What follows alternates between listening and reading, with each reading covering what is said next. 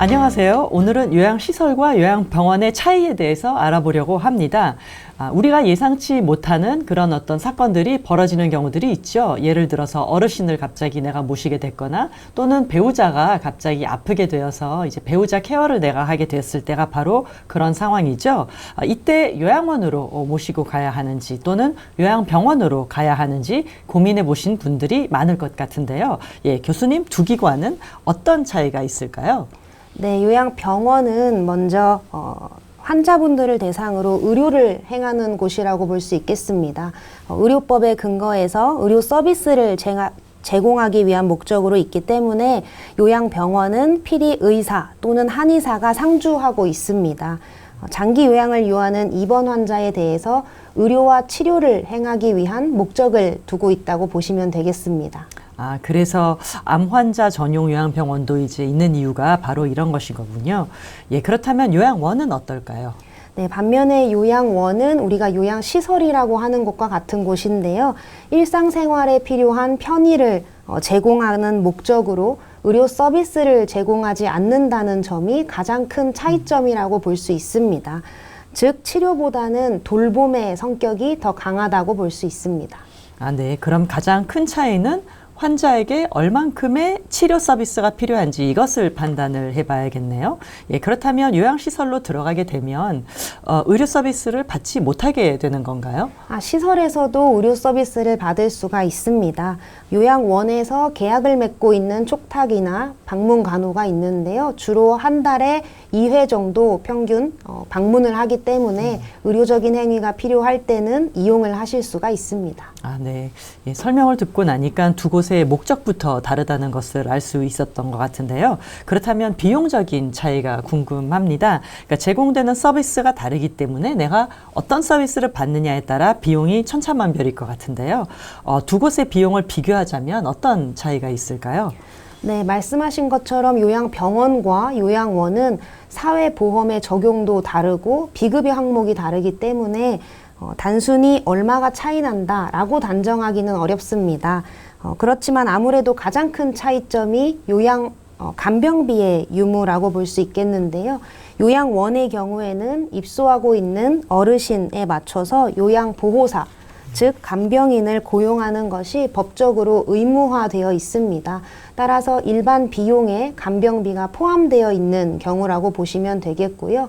반면에 요양병원의 경우에는 간병이 필요하다라고 했을 때는 추가적으로 본인이 간병비를 부담해서 이용을 할 수가 있습니다. 네, 그렇군요. 요양병원은 크게 진료비 플러스 간병비로 이루어진다고 보면 되겠네요. 네, 그 중에서도 진료비 부분에서 질환별로 국가에서 비용을 책정하고 있습니다. 그렇기 때문에 진료의 양이 어떤지에 따라서 무관하게 비용은 동일하다라고 보시면 되겠고요. 자격적인 측면에서 차이가 나는데요. 내가 건강보험인지 의료급여인지 또는 의료급여 1종인지 2종인지 아니면 산정특례자인지에 따라서 비용이 달라질 수 있습니다. 그렇기 때문에 환자의 건강 상태와 자격을 확인해서 내가 이용하고자 하는 요양병원에 직접 문의를 해보시는 것이 가장 정확하다고 볼 수 있습니다. 예, 이제 좀 이해가 되는 것 같아요.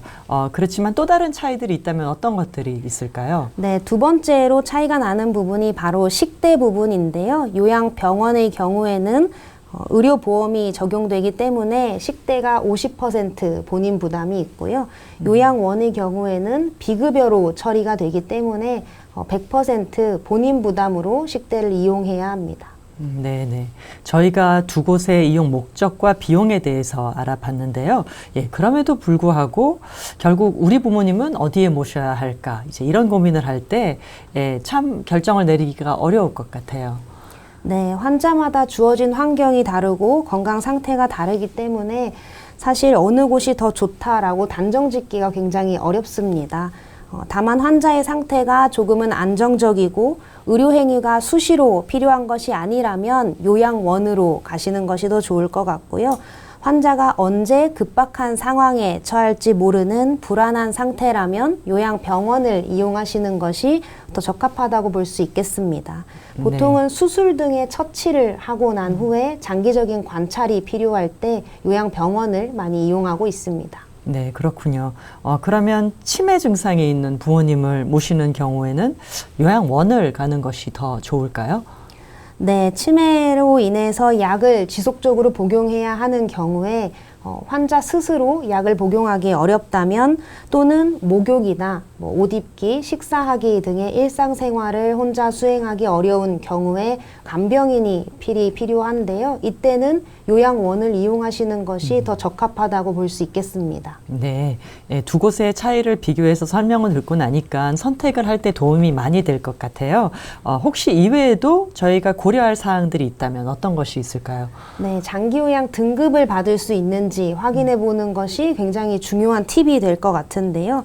등급을 받을 수 있다면 요양시설에서 서비스를 받는 혜택이 더 다양하고 클 수 있습니다.